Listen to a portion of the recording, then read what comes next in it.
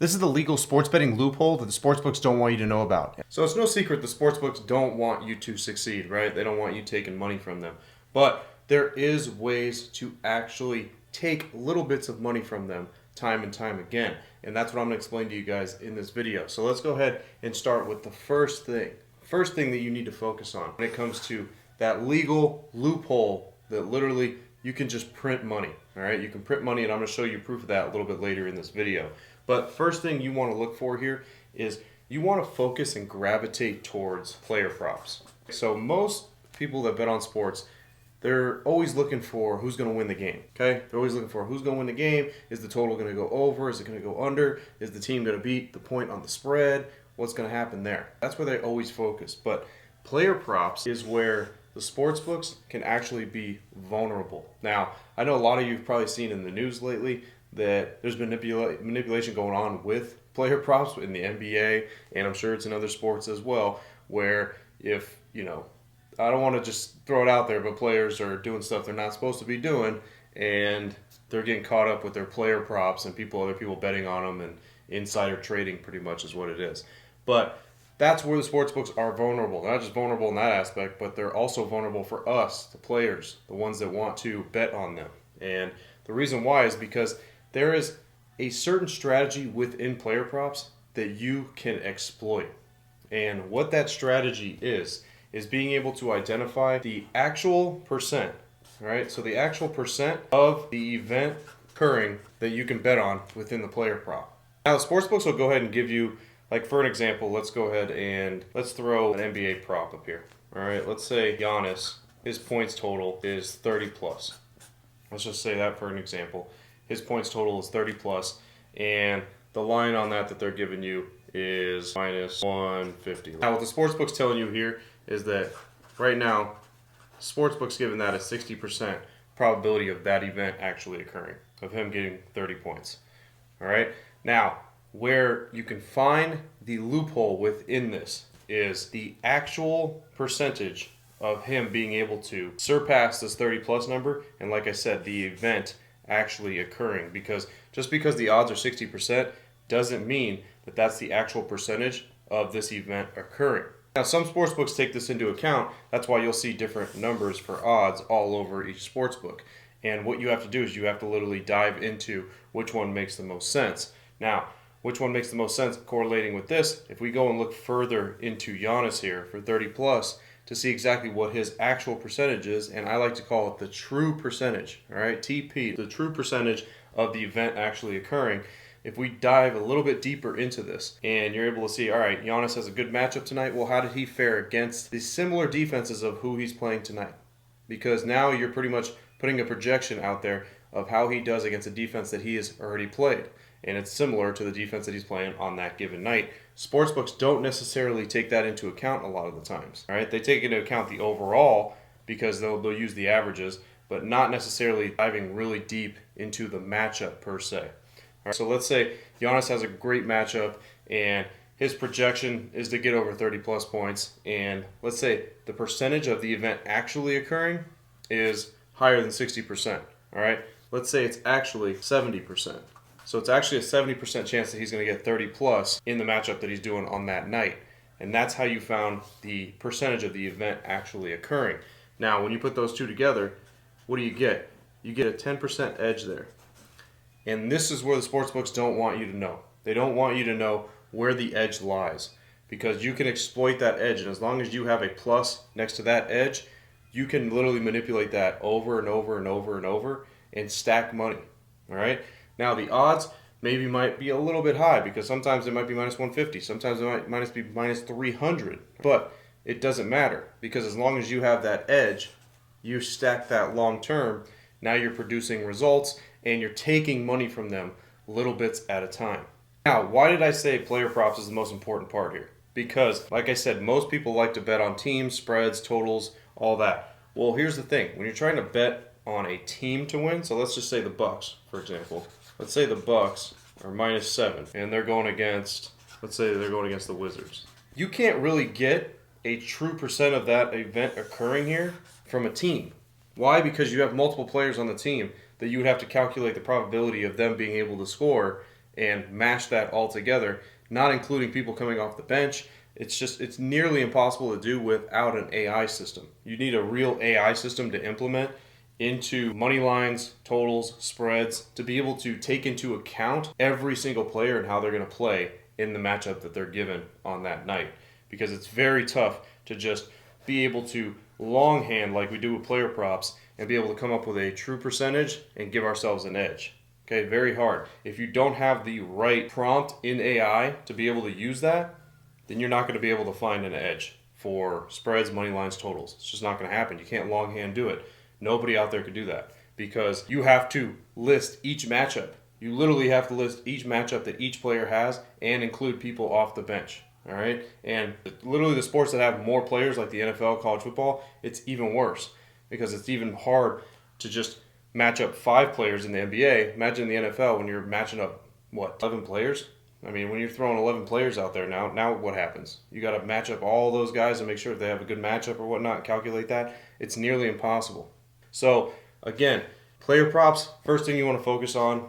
Next thing is going to be the percentage of the event actually occurring, which is the true percentage. Like I said, TP is what I like to label that as. Because once you find the true percentage and you find a matchup that's exploited, next thing you know, guess what? You can multiply your edge over time and keep stacking and stacking and stacking and actually pulling a profit from the sportsbook rather than you keep depositing. Now, something that happens as well when it comes to true probability here and the event actually occurring is sometimes you'll have a player like this with a line like this with a 60% implied probability, but down here when you go and look at their true probability, it's like 55%. So the sports books are clipping you there a little bit. They're giving you worse odds than what it is the event actually occurring. That's what you have to avoid because that creates a negative percent for an edge. Hence the reason why sports bettors lose long term. Every single sports bettor in the public lose long term because they don't even know it. But majority of the time, they're betting plays that give them a negative percent edge. Why do you think in the casinos, when you go in there, you don't have an edge literally in any game, and nobody is a professional, slot machine player or anything like that? Why do you think that doesn't exist? Because when you take a negative edge and multiply that over time, now guess what happens? Now you're slowly losing money all the time, and then you eventually have nothing left. And that's where the sportsbooks bank on. They want you to do that. That's where they try to capture you at, is betting negative edge. And then over time, you just keep donating. And next thing you know, you have no money left. But then guess what? You go in your pocket, you deposit, and you do it all over again. That's the vicious cycle for a lot of people out there. And just sports betting and gambling in general is you play negative edge, you keep going back in your pocket and depositing because you keep thinking like, oh, maybe I'm going to get that hit one time. Maybe I'm going to get that. But guess what? Over the long term, if you play stuff like this, never going to happen. You're always going to lose money. Now let's go ahead and jump to number 2 here. Number 2 is going to be parlays. Everybody loves to do them, right? People love to play parlays. But here's the problem with most people when they play parlays. They'll take, say, 5 legs at minus 110, and they'll mash them all together. And when you mash them all together, you're giving yourself like a 0.03% chance. Again, true probability chance that that's even going to happen.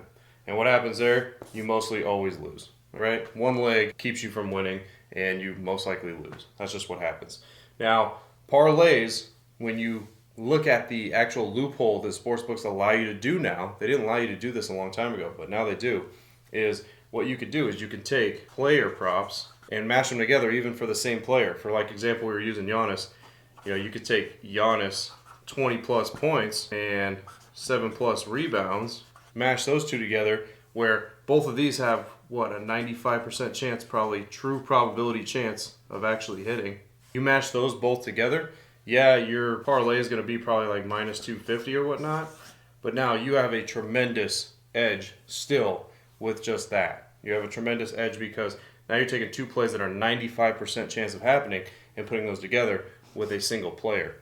So that is where you can succeed in parlays, is here, but this is where you will fail because the public always wants to do this, or the public likes to take 5 teams on the money line, even if they're minus 200, minus 300, mash those all together. Like I said before, it's so hard just to get a probability of that event actually occurring, of that team winning the game on one game. Imagine taking 5 and multiplying that edge. Now you're putting yourself really in a negative edge hole. Hence the reason why there's no such thing as parlay bettors that do this for a living, because most of them try to do it this way and fail. All right, and even this way, you're not going to find stuff like this every single day. You're only going to find it once in a while. So you can't make a living purely off of betting player prop parlays like that. So that is why when it comes down to parlays, you have to avoid this and you got to stick on this side, because this is where you could actually turn a profit and you give yourself, again, that plus edge. Okay, because over here, again, that's the negative edge. And what do? You lose money constantly. So stay away from this side. You should gravitate towards here instead. That's where you'll actually be able to pull some money from a parlay if you want to do that. Now let's get to number 3. Number 3 is being able to find the right sports books. Okay, you got to find the right sports books, because I'm going to give you an example of what it looks like sometimes. All right, sometimes, let's say for example, one sports book has a play at minus 500, but the other sports book you find it at minus 300. And then another one you find at minus 270. So when you see something like this, which you will see something like this. Let's go through the percentages here, implied probability of these happening. So here we got 83%, here we got 75%, and here we got about 73%. So these are implied probabilities correlating with the odds. Okay, you find this in a bunch of sports books. Let's say you have list your sports books out and you see a line that you're looking at, you see one at 500, 300, and 270. Now, when you do your calculation for true probability on that play, let's say your true probability ended up being 77% for the play that you were looking at. Okay? If that's the case, then the one sports book you found this at would give you what? A negative edge, right? So you couldn't do it there. Here, this sports book would give you a plus 2%, but then this sports book would give you a plus 4% edge. So look at how important that is to be able to have multiple sports books to be able to look for, because now you have a small edge here that's still profitable, but over here you have an even bigger edge. And why would you go here when that's a negative one? Now, if you only had access to this sports book, you could even bet this play, because again, that's a negative edge. So you would bet this play, and even if you won long term, if you keep doing it this way, you're going to lose money. Here, decent, you have a small edge, which you could still multiply that multiple times, but again, why go with that when you have an option here that's even better? So you would end up gravitating towards here. That's the benefit of having multiple sports books, to be able to surf through and to find the correct one that's going to give you the maximum edge, because there are discrepancies in the sports books. Not every sports book has the same line. And once you find that discrepancy, that's where you can find your edge, and that's where you multiply it. Now let's talk about the most important part of this whole entire process, because none of this works unless you follow what I'm about to show you here. And it's pretty simple, but it's nearly impossible for almost everybody. And what you have to do is you have to stay consistent. Now I'm going to pop up a little screenshot here of what it looks like to stay consistent just in 1 month. All right, but I've done this for years. And just staying consistent in 1 month and being able to do what I just showed you, these are the profits that you could pull. I'm going to post it right here just so you guys could see that. Now, again, staying consistent isn't just important with what we're doing and what I'm explaining you, all right? It's important in life as well, all right? Most people fail just because they don't stay consistent, and then they give up. So the life of, because I've dealt with thousands upon tens of thousands of sports bettors, this is the life cycle that they go, okay? They take one losing day. One losing day mentality, what does that equal? I quit. This doesn't work, okay? That's literally what happens. They have one losing day, then they want to quit. They say that it doesn't work. Next day, they win 3 days in a row. They feel what? I'm invincible. I'm invincible. I feel like I can't lose. I feel like I've got this figured out. Then they lose one more day. Next thing you know, I quit again. This is the cycle that goes through with most people. And I said not just in sports betting, but in life in general, all right? When they take one negative impact on a daily basis of something that they're doing, they'll just give up and quit and just not want to do it anymore. All right? Then when they're on a streak and they're winning, they feel like the greatest thing in the world. They feel like nothing can stop them. But then again, a loss occurs, and what happens there? Then they want to quit. You can't go through these emotions, okay? You have to just stay consistent with it and just do this long term and just do it. It's with anything. It's not just what I'm teaching you. It's with anything. You have to stick with it. If you don't stick with it and you keep going through the emotions, you're eventually going to quit. You're eventually just going to give up. That's why 99% of people in life just fail, is because they just don't stay consistent, all right? That's where you separate yourself from everybody else. If you just stay consistent, you've already beat 99% of people with anything you're doing, whether it be what I'm teaching you here or whatever goals you got in life. You stay consistent over the long term, I promise you, you will get what it is that you deserve, because the universe notices that and it gives it to you as long as you stay consistent.